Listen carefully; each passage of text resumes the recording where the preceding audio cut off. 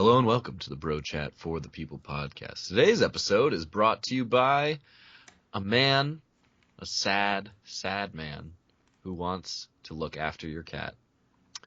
Recently, I lost my best friend, Bora Bora, to liver poisoning.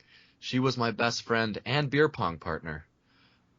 I'm not allowed to have a cat again. My mother says that killing a 30-pack with my cat is not humane. I would love to cat sit for free, or for maybe beer. Please help me out. I am lost without my Bora Bora. Please. Please. All right, let's go.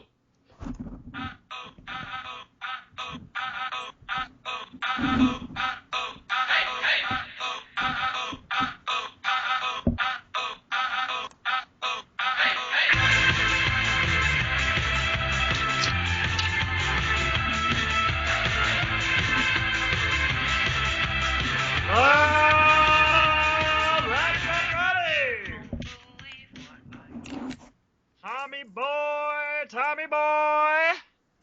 It's Friday. It's officially Friday. Even for us, it's Friday. My friend and my Maybe rumored lover. How are you tonight, my friend? I'm doing just fine, Daniel. I'm doing just fine. I'm really glad we got that anger out on the last podcast.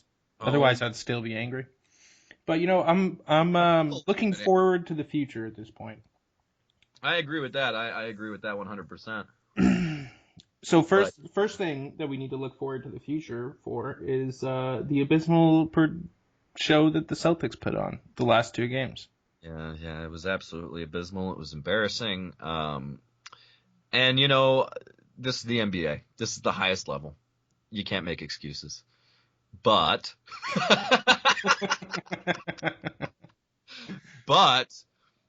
Avery Bradley is your second best player. He's out for the entire series. He's one of the top 3 on-the-ball defenders in the NBA. He's also a good three-point shooter, averaged 15 points a game, so just the quintessential perfect 3-and-D guy, like the best 3-and-D guy you can get at the guard position, pretty much. Other than maybe, well, who's better? What, I don't know, actually.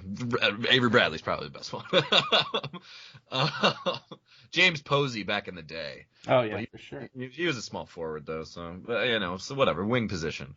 And then you have the fact that Kelly Olynyk, your best three-point shooter, your only player on your team who shot over 40% from three this year, he was out for 2 games and couldn't raise his arm above his head when he came back because his shoulder was so hurt. And I guess that's just karma because he destroyed Kevin Love's shoulder last year, but, whatever. Yeah. And then third, you have Jay Crowder, who has a high ankle sprain and can't shoot anymore. So those are 3 ginormous reasons. I'm glad we took 2 games off. Before we got into the series, I was expecting a pretty easy Celtics win, to be perfectly honest. It didn't turn out that way. Also, they just didn't play well most of the time. Yeah. They just didn't. Seriously, they just didn't play well. Games 3 and 4, Isaiah Thomas just went off. He had what was it, 70 points in those 2 games, and whatever else, and he just went off, and he had a great couple games, and that's what they needed because they have no one else to score for them. And then you go to Game 5 and Game 6, and the Hawks are like, well, we're not going to let you do that anymore. We're going to have 3 people in the paint at all times. Now we're going to force you to hit your threes. But Danny, I can hear the sadness in your voice. We're looking forward.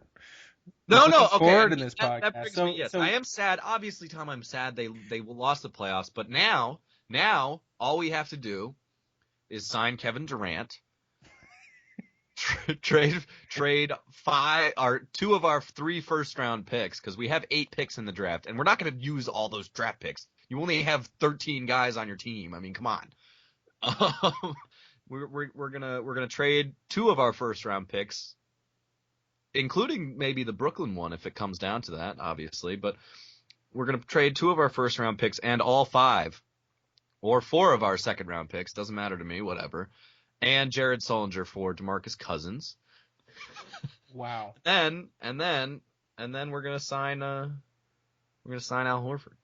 So you want, there's been a lot of progression in the team, but you want to completely blow it up. No, I don't want to completely blow it up. What are you talking about? We'd still have Avery Bradley at the shooting guard position. We'd have Marcus Smart coming off the bench. We'd have Evan Turner coming off the bench. We'd have Jay Crowder coming off the bench. We'd have Isaiah at the point still. So 2 starters remain. Okay. I mean, that's fine, I guess. Okay, no, and it doesn't even have to be that. Honestly, that's obviously a dream upon a dream. Let's be honest. Yeah, but I think you're getting at a good point here that we've seen, even with Avery Bradley, we've seen the talent ceiling of this team. We have seen the ceiling, and that's the key point. This is something look, Isaiah Thomas had a great season this year. Oh yeah, but we all know the regular season people don't play defense nearly as hard, and they don't come up with, they like to try out different strategies. But basically, they were just the Hawks were no, we're not going to let Isaiah Thomas score. True. Anyone else score? And go for it. Anyone else. True. And I think obviously and today, even today, Isaiah had 25 and 10 assists. But I mean, Isaiah Thomas had 10 assists, and the Celtics as a team only had 16. So I mean, because he couldn't do anything but pass it. He couldn't do anything. He literally had the ball every possession. He just passed it to somebody. He was a pretty inefficient 25 points, and then he would pass it, and they wouldn't make their shots. Nobody made their shots. It's a miracle that he got 10 assists. I mean, we only made 34 baskets and took 94 shots. We shot 36% tonight, including 21.9% from 3. Imagine if we had Isaiah Thomas driving the basket, and instead of passing it out to Evan Turner, who's garbage, who can't shooter, or Rozier or Kelly Olynyk, even. Imagine if we had Klay Thompson out there. Oh, I know, dude. Dude, we had Terry Rozier play really significant minutes this series. That's a guy who spent pretty much the entire season with the Maine Red Claws. Well, the funny thing was when they I was just watching it just in anguish about how terrible it was, just cringing my teeth. It was one of the announcers was talking about, now they have some 3-point shooters on the floor, Olynyk and Jerebko, and I'm like, really? those are our 3-point, the 2 7-foot guys are our 2 3-point shooters. I know. We really don't have a guard that can shoot better threes than a guy. That's the thing with Avery Bradley out. No, we don't. Yeah. Marcus Smart is our, what? Marcus Smart is your best guard shooter? He played well. For Marcus Smart offensively. I mean, obviously the defense was there for Marcus Smart pretty much the entire season. But man, he was 0 for 3 from 3 tonight, but still, he had a pretty good series shooting and scoring by Marcus Smart standards. Yeah.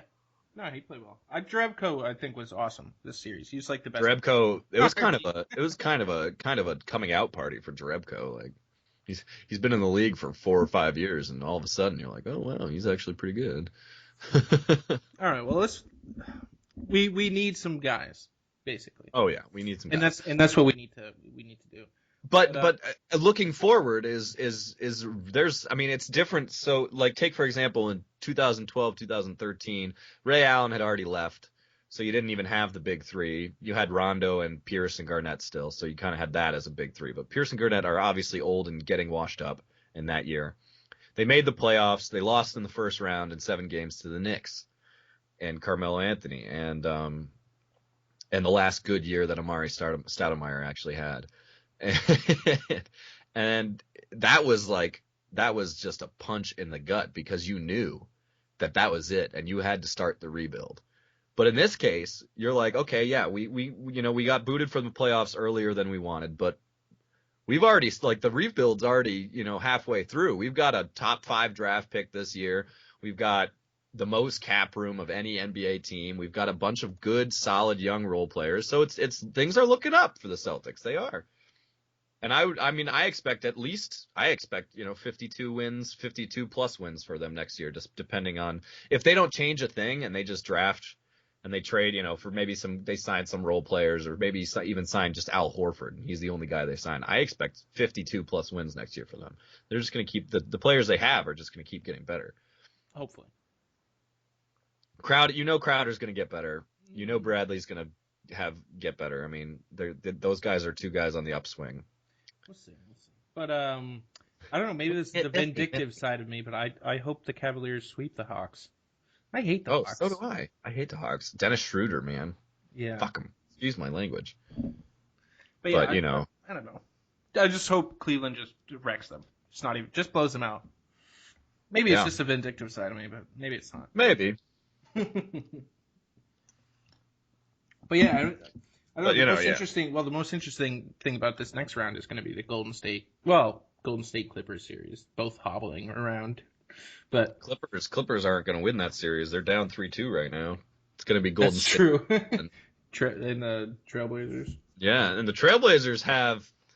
I mean, it's not Stephen Clay, but you've got Dame Lillard and Dame Lillard and CJ McCollum, who's really come onto his own. Both guys, fun fact, are 4-year college players who went to very mid-major, not even major, like schools. What was it? Weber State and Lehigh. And they both did 4 years, and they both were studs as seniors, and the Trailblazers took chances on them both, and they're both paying off. They've got a great backcourt. It's just the rest of the team that needs work. Yep. That is an interesting series with Steph out. It's a very interesting series. Yeah, I feel like they can't be trusted the same way without Steph there. No, they can't. Absolutely not. I mean, and just even if Steph's off, like the fact that he's there just opens everything up for everybody else on that team. Exactly. But we'll see. The Clippers won't make it, and the Trailblazers will probably get there. But still, I still don't think they're still a good team even without him. I don't think there's no chance in hell they would ever beat the Spurs, or probably even. Yeah, I don't think they'd beat the Thunder either. But who? Warriors? Yeah, without Steph. I don't think so either without Steph. But we'll see if 2 weeks. We'll see if he comes back. Yeah, we'll see how he is. Get some long series, hopefully for. Mm-hmm. If I was like the Golden State, I would like try to make it go to like 6. Yeah. Give them as much time as possible. Just like throw a couple games and hope it doesn't come back to bite you in the ass because you're gonna lose anyway without him. Oh gosh, man! But hey, the Rockets were eliminated, obviously. So thank goodness. Thank goodness for them. They wanted to be eliminated more than we wanted them to be eliminated. Like, oh, thank God! Now we can stop playing together, and we can get Dwight out of here, and we could get Trevor Ariza out of here, and we could get all the players out of here, and just build around James Harden because for some reason. Harden. He's a real team player. He's a real team player. He's the new Kobe, except he doesn't actually try on defense. Kobe actually would try on defense most of the time. Like, Kobe was a competitor. Yeah. James Harden's especially earlier on his career. James Harden's just out to get his. He doesn't care about anybody else. No, of course not. I wouldn't either. Hey, man, if I had to play in Houston with that team, oof. So anyway, enough about the stupid NBA that I hate, and I'm going to go back to hating it now. Yeah, I did hate it throughout this entire series as well. There were so many bad calls, so many games decided by stupid nonsense, or almost decided by stupid refs getting in the way. Let's go to something cool and fun. Like hockey and TJ Oshie with a hat trick? That is true. That's exactly what I was going to talk. Well, overtime win for the Caps. Go Caps! Yeah, dude. That's Penguins sent him to overtime. Game 1 in Washington. Let's stop. You're the ones who saying that the Caps literally there's no chance that anyone will beat them. No, I was saying there shouldn't be because I'm looking at the Caps talent level, but this is the Caps is what I've been saying this entire time. Yeah. Well, I mean, maybe it's they're the Blues of the finally East. Found the guy though with TJ Oshie because without TJ Oshie they get blown out in this game. I know. And look, let's stop pretending that – I mean, as much as we hate the Penguins, let's stop pretending that they're a bunch of scrubs, okay? They've still got Crosby. They've still got Malkin. And also they picked up something that nobody's been talking about, that they have Phil Kessel on their team. Yeah. Who's like Still the fastest right winger in the NHL. Scores a bunch of goals. Yeah, that's true. They've got a great team. They got a high-flying offense, but I think the Caps, if the Caps are not the Caps, I still think they'll win. We'll see, though. I think it's this and that Blues-Dallas game series is going to be super, super interesting games. I agree. I don't really know what to expect from the Dallas Blues series. My heart tells me that the Blues are just going to take this win over the Blackhawks and take the momentum and just kill the Dallas Stars, because Dallas is still like young, and I don't know, they're kind of like up and comers. It's not their time yet. It's the Blues time. Yeah. Give Dallas a year or two, and then they can win. But I think it's the Blues time. I hope it's the Blues time. Hey, I hope it's the Blues time. I'll take them over the Stars. But yeah, that game's tomorrow. It should be a good game. I'm pretty excited. Should be fun. I'm still mad that we traded away Tyler Seguin. And everyone's like, oh, he didn't fit the Bruins style of play. Well, the Bruins don't play the Bruins style of play anymore anyway, so it would be nice to have Tyler Seguin. That's all. I'm more angry about getting rid of Johnny Boychuk. That also contributes to the Bruins not playing the Bruins style of play. There goes Johnny Rocket. Okay, great. Yeah. I know. Now Chara's our best defender. Because Dennis Seidenberg can't stay on the ice, and he's also an old man. Yeah, those two, they had their day. They were like the most feared defensive players in the league. Exactly. They had their day, and now it's time. It's time to take them out back and shoot them. Do the humane thing. Put them out of their sad lives. Oh gosh. Too funny. Hockey. I am not a betting man, and I don't know what I would bet on these two series. I think I would bet on Capitals. Fair enough. I definitely wouldn't bet on the Blues, even though I would want to.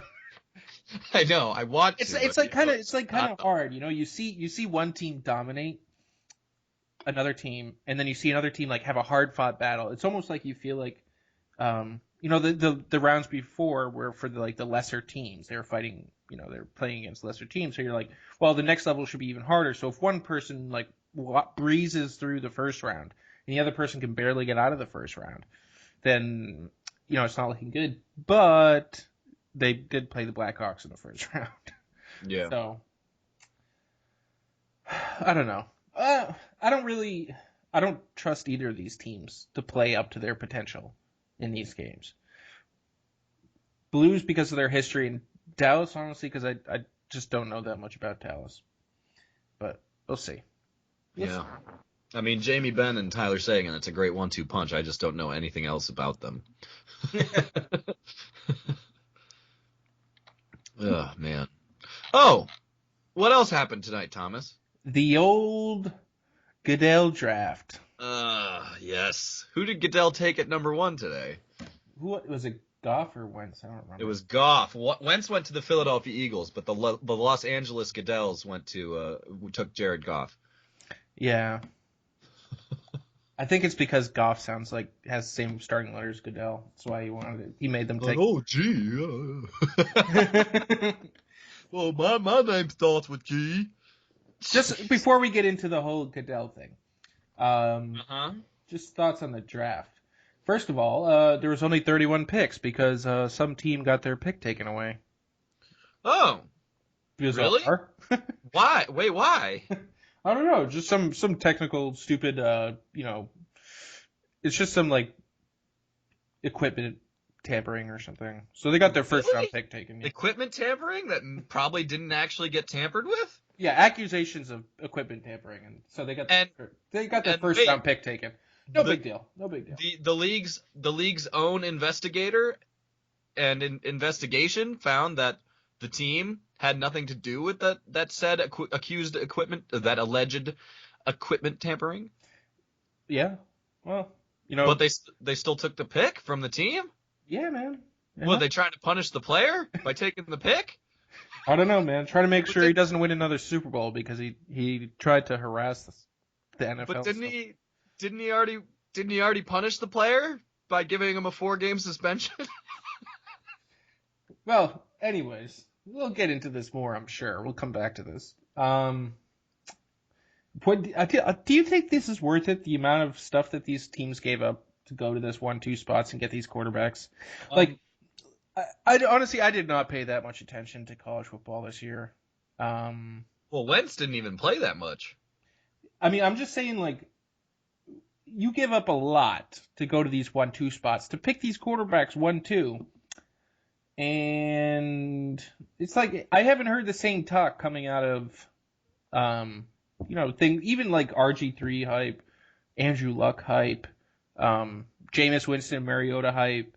Like, these are like legitimate. Then there are those other years where a quarterback might get taken in the top 10. You might get like an Andy Dalton or Christian Ponder or something. Like, people aren't like. Look, don't compare Andy Dalton and Christian Ponder. Andy Dalton had a great season last year. He's a good quarterback. No, I'm not saying that. I'm not saying that at all. But I'm talking about the draft. Like, you didn't hear them talking about these guys, in the same way that they're talking about Andrew Luck and RG3. These guys are NFL quarterbacks. They're going to be superstars.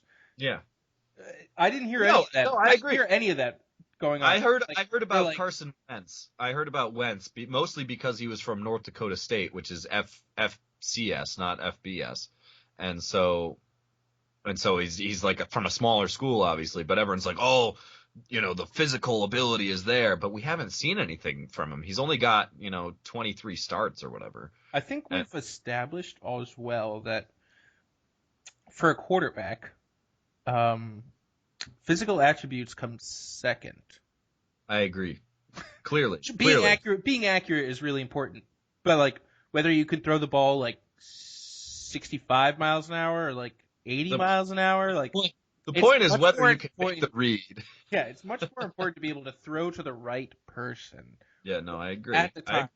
The fact that Peyton Manning has been successful for the last, 6 or 7 years, whereas like a 33 to 38-year-old man, he was still a great quarterback, but he was nowhere near the physical condition that you have of these kids coming out of college who can throw it. Jamarcus Russell, who can stand on his knees and throw it 75 yards. Trying to make a comeback, by the way. It's so funny. But I mean, like, the physical talent is like. I can still play, Coach.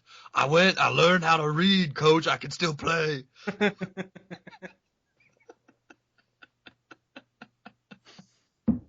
My point being that physical specimen is not. I don't know. I don't know if it's worth going up to that. Look, it's important, but also you have to take into account that quarterback. We can agree that quarterback is the most important position on the field. True. And these are teams, especially the Rams, who are like, look, we've got to take a flyer on somebody. Like, we've got nothing right now. We've got Case Keenum. Like, we have to do something. Case Keenum is our starting quarterback. Now, the Eagles was a little bit more perplexing to me because it was right after they signed Sam Bradford to that 2-year, $36 million deal. And now he doesn't want to come back to training camp. Yeah, but he's going to because he's got no other options. and I think their plan there makes a little bit more sense now that I've thought about it for 1 second. That Sam Bradford will play the 2 years and they'll develop Carson Wentz because he's coming from a small school. He's got all the physical gifts and people say football intelligence and maturity, but we'll find out. And so I think they're going to try to pull an Aaron Rodgers, and they're going to keep him on the bench for 2 to 3 years or whatever, and develop. What gives Sam Bradford the right to think that he should have a job secured for more than 2 years? He has zero proof that he should be. He was in the last generation that was giving a stupid big rookie contract. And like his picked overall, he got paid like $150 million for like 7 years or 8 years. Oh, or whatever. It was like $80 million guaranteed or whatever. Yeah. Literally never having played a second in the NFL. I know, and it didn't work out for the Rams, and now they're in LA. But I mean, this is just the way I think Bradford's career is going to work out, because everyone sees this great potential. And so after the next 2 years of his mediocre quarterbacking, I mean, look, he was a mediocre quarterback for their 1 year in Philly, and he was bad to mediocre in St. Louis, and yet he still gets a 2-year, $36 million deal where like 28 of it or something was guaranteed. And that's just how it is with quarterbacks. Like, if you are mediocre, you get paid. And so that's just how it's going to be for Sam Bradford for the rest of his career. Yeah, that's true. I think Like, he's after his 2 years are up, he's going to go and replace Alex Smith in Kansas City. Oh God. I mean, he should trade. They should trade him. You know who might do well from a couple years of Sam Bradford? The LA Rams. No. They should trade for him. Who? Should go to the Browns. No, dude. RG3 is about to have a serious comeback. No. Come on. No. There's no hype around him. We've got to create the hype. This is the first time that there's no hype around RG3. That's true. We have to create it. We have to create it. I feel like the only other interesting thing, besides the fact that the Eagles and the Rams have bet a lot of players and picks on two undesirables, is the fact that Ezekiel Elliott went 4. Yeah, dude. That was... Well, I thought that the Cowboys would have taken Joey Bosa because their defense is so shoddy. They don't have a pass rusher. Well, he didn't make it to 4. Exactly, but he got picked at 3. So what are they going to do then? They're going to pick. The choice was between Elliott or Jalen Ramsey, and Elliott is gonna.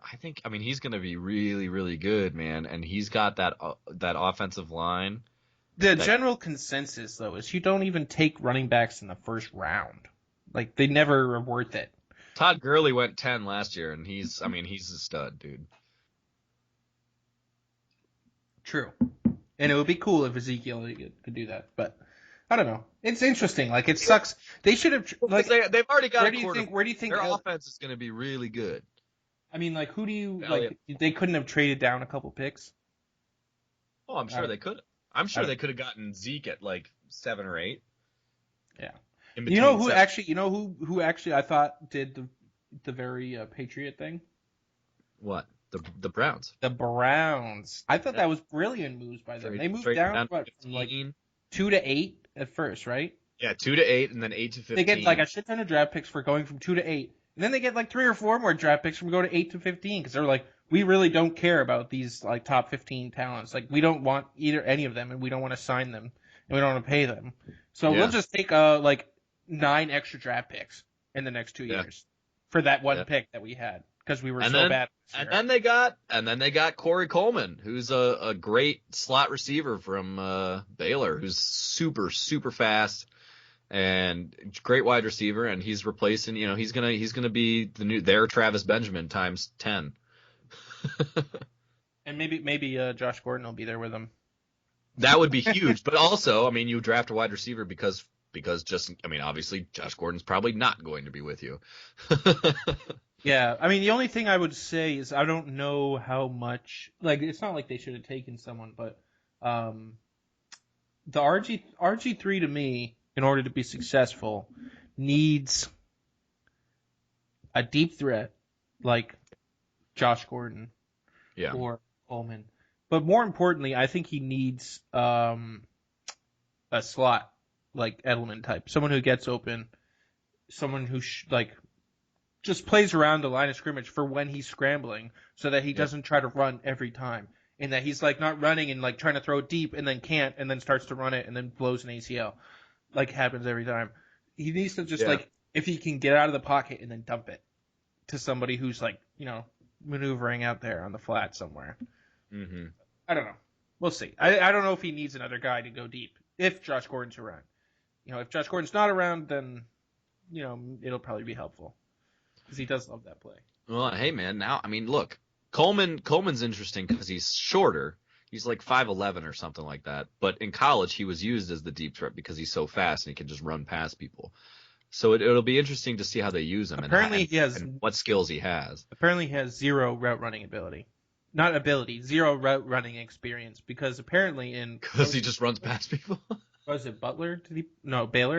Baylor, yeah. Apparently they were like, because Hey, I was he watching the and draft. RG3 have the Baylor connection. It's true. And Josh Gordon was Baylor, I have believe. no idea. I think Josh Gordon was from Baylor too. But basically he apparently he just their offense is you just run out into the field and I'll throw it to you. Yeah. Just everybody run in different directions and I'll throw it to you. Like, okay. We're just gonna go really fast and we're gonna throw it a lot. Sounds good. It's just like a backyard huddle, just like, all right, you go straight, you make a L route and you make a post and you have a curl. All right, go. Yeah. And just pick out someone beforehand to throw it to and then just throw it to them. Yeah, but I really do like what the Browns did because, I mean, they've got 10 picks left in this draft alone, let alone the ones they got for next year. Yeah, this is the Bill Belichick thing, and I think it's really intelligent for them to rebuild because they know they have so. It was really funny. There was during the draft they were having the Cleveland talk. Wow, we've been talking about this for a long time. We had the they were just talking so much shit about Cleveland and how bad they were and how terrible they were and how they had so many needs and I'm trying to remember the analogy that he used, but it was embarrassing, like.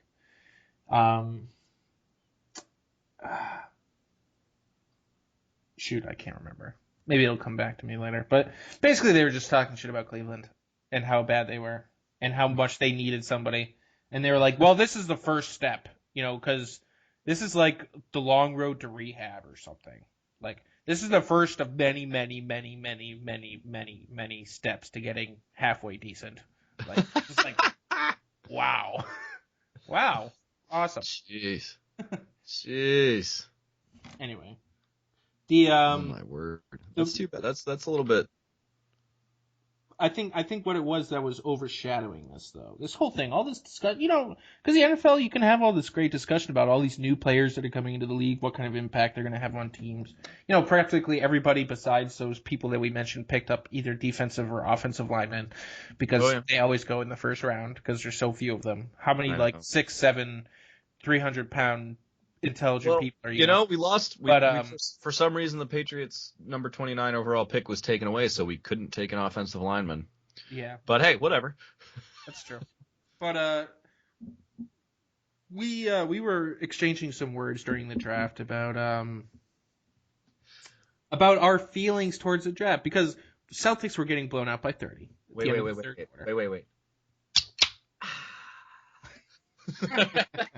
All right, go ahead. Celtics were getting blown out by 30, so we're like, oh, well, what else is there to watch? Because this is really hard to watch, and we're not coming back. Yeah. So we turn on the draft. Mm-hmm. And there's Roger. Yeah, there is Roger. Just smiling from ear to ear, going out, walking down his stage. I love how they set it up. Like, he comes out, and he walks, 30 yards down an aisle. Like, he's the freaking president when they do that thing. But the entire time he's getting booed. The entire time he was getting booed. But it's like, how, when the president does his press conferences out in that, his important press conferences, mm-hmm. and he, walks down that aisle, and he's just, speaking to the people. Like, that's what it reminded me of. I was like, you egotistical bastard. Like, why you gotta set up a 30-yard aisle for yourself? And then you get booed. Thank God. I was booing in my own house. Just booing boo! You suck! But, look, Roger Goodell can chupame la verga, okay? I mean, let's be real here. He's a piece of crap. So he gets up there, he announces this thing that he's required to announce. Mm-hmm. And the players come up. And they're all giving him hugs and stuff. Some real embraces. Like, it's not just like a hug. Told them that they had to. Probably. Or it's just PR thing. It's become a tradition of sorts. Yeah, maybe. That you have to hug the commissioner. Up and, Eskimo kisses all the new recruits. Do you think that in 5 years' time, any of these men would give Roger Goodell a hug? Maybe, but they wouldn't like it. They would do it because they're scared of the league. Yeah, exactly. They're scared of discipline. Oh, Carson Wentz, yeah, he didn't high five me after the game when I was out on the field with him. That's a 2-game suspension. Disrespecting the authority. Like, you wait, must respect my daughter. It's like a little kid and the parent, like, why are you putting me on the stairs? Because. Yeah, exactly. Because what? Because I'm showing you that I'm in charge. Yeah. Seriously. What do you think he says to the players when they hug and he starts like talking in their ear when they're embracing? Oh, I'm so glad that you're part of the NFL now. You're gonna do great things in this league. You're gonna make a lot of money. You're gonna have serious head trauma. You're probably gonna die before the age of 50. But good luck anyway, son. This is a great day. Congratulations. I promise you that that all of your long-term head trauma will not be football related. Congratulations, Mr. Wentz. You made it to the big time. Now, legally, I have the right to destroy your career. I didn't before, but now I can do whatever I want to you. Oh, yes. The power. Now kiss me on my cheek. For the cameras. Kiss my ring. Kiss my ring. They're over there like, yes, Roger Goodell, yes. Oh, just talking about this, it reminds me of, that picture of Nazi Germany. Yeah. And there's all the guys doing the Nazi salute, and there's the one guy with his arms crossed, and they're like, be like that guy. And I'm like, that's Tom Brady, man. Tom Brady's the one guy who's not doing the Hitler salute right now. Yeah, that's true. But actually, this gave me an idea. You guys who are listening, if you can think, because there's some pretty funny guys out there, you should post on our wall things that Roger Goodell may have said to those people. Keep it somewhat PG-13, maybe. But PG-13 works. PG-13. You can Keep use PG-13. Just post what you think he'll use on the Bro Chat for the People Facebook page. But yeah, I just don't. I mean, quickly getting back to the love of our life, Tom Brady. Yes. Oh, that's right. I've been thinking a fair amount how you guys have it all mixed up. Tom and I aren't lovers. Tom and I are lovers. I'm so funny. All right, go ahead. But I've been, trying to figure out what's going to happen next. Do you think? I don't think he's going to lay down and take this. I think he's going to. No, because he knows he's innocent. He is, and if because what happens after he might get, people might start asking questions about whether he, perjured himself in this case / ruined his, or people ruined his, he ruined his reputation essentially by accepting that this happened when he has another recourse in which he can, if what he does is if he files for an appeal to the ask for the whole Second Circuit or whatever it is. 10 judges or whatever. And I think he could get it, considering it was a 2-1 decision. It's possible. I'm sure. And then he asked for a stay. A stay is going to be hard to get. Nah, I don't think so. It's a 2-1 decision. I think you should, because what's the point? Because this is the whole point. Like if they are going to hear it, then he should get a stay, because this is the punishment. Like he should get punished, and then like, oh well. It's already been through 2 appeals though, Tom, and people and they went different directions. Yeah, I understand, but even the judges are kind of like, dude, like why are we tied up in this? This is a private corporation. We shouldn't be dealing with internal issues of a private corporation. No, but they absolutely should, because it has to do with the labor laws of the United States federal government. It doesn't. Yes, it does. It does, but at the same time, the Players Association gave him this power. But are you allowed to do that? Like, this is the same type of thing as saying. Are you allowed to give somebody power over you? Of course you are. No, you're not. You are. It is illegal to take less money than the minimum wage. It is illegal. You cannot give them the right to pay you less than the minimum wage. Well, unless it's, not taxable. If they don't know about it, they can't Exactly. prosecute. It's still illegal. So, look, private, you can't negotiate away your federally given rights. Because they weren't minimum wage is not God-given wage. They're definitely not God-given rights, but hey. No, and that's an interesting point, Tom. What I think, maybe just to add on top of it, is seeing how this Adrian Peterson case turns out. Because if Adrian Peterson wins in the supposedly much more favorable Eighth Circuit over in Minneapolis, then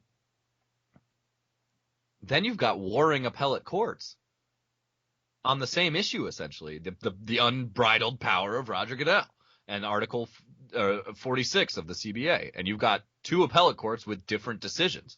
Then it has to keep going. Because there's no actual decision made. There's no actual outcome. There's no actual finish. This isn't finished. Like, does he have the power or doesn't he? Yeah.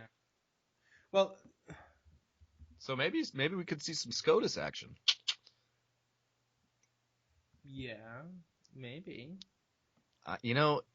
As much as I'd feel kind of a little bit bad about it, like taking up valuable Supreme Court time. They're not doing anything else that's more important than this right now. Like, people stop using that as an excuse. Oh, they're tying up the court systems with this football nonsense. Don't use that as an excuse ever again. They're not doing anything more important. Like, seriously. So my inspiration for my Deflategate Obama theory, yeah, believes that it is only becoming more clear by the actions that happened last week. Just to update you guys on this, it is just a sign because I mean Donnie Chen or whatever Danny Chin. Well, he was only appointed to. He's a good guy, I think, but he's only appointed because he's Asian. Maybe. I actually have two different sources who have told me that, who are deep inside the legal community. I mean, he was appointed by the Barack Obama, and yeah, when he said something along the lines of the evidence was overwhelming in regards to, the whole the NFL's right to do this, and because he was cheated and everything. No. Was he actually talking about the actions of Tom Brady, or was he talking about the process in which this was done? The process, I think. Okay, well then I didn't read the whole thing. I should, but I haven't read the whole, whatever it is, the appeal. But here's the thing about it. It is so clearly not clear. It is like, how can you ever say that this is a clear matter? The mere fact that Judge Berman actually ruled in Tom Brady's favor and overturned. Over. What? I'm sorry, I'm attacking you. You said favor instead of favor. I apologize. Get on your rant. I apologize. Anyway, just throwing me off here. But the fact that Judge Berman actually reversed what the the arbitrator had said means there was significant evidence for that. So yeah. The fact that he can turn around and then say that he doesn't, there is overwhelming evidence in the other way, it is just intrinsically dishonest. Yeah. And it's corrupt. Mm-hmm. Because he as well is on the Obama train, in which he was told, don't let this guy get away with this. He disrespected me. Don't let him get away with this. Nail him. Straight from Obama's mouth. Conspiracy theories are fun because then it makes you feel like you're one of the chosen few, one of the chosen few who have been enlightened. I would just like to make it very clear that while this theory is fun, I don't ascribe to it. What are you afraid of the Obama White House coming down? No, Shutting us down. I am not afraid of the Obama White House at I will all. not be silenced. I won't be either, but I will actually try to present things that make sense. Totally makes sense. Yeah, okay, Tom. He's mad. That's how it makes sense. Obama's mad. And I'm not going to sit here and say that Obama's got bigger things to worry about, because he doesn't really. But okay. Tom, you're one of the enlightened few, and you're just spreading the gospel message to us all of us non-believers trying to evangelize. I second that. Oh gosh. Well, this is fun. I love talking about this stuff. I know, I do too. I love doing this podcast. Tom, I love doing this. Hey, your mug should be arriving tomorrow. I checked I tracked it. It said it should be by the end of the day, but it's coming with the U.S. Postal Service. So by the end of the day, whenever you get your mail tomorrow. Nice. Unless I mean, it's the U.S. Postal Service. Unless they lied to me.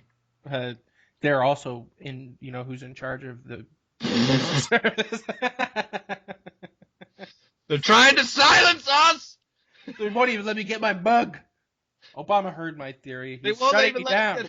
They won't even let Tom get his customized brochure for the people mug.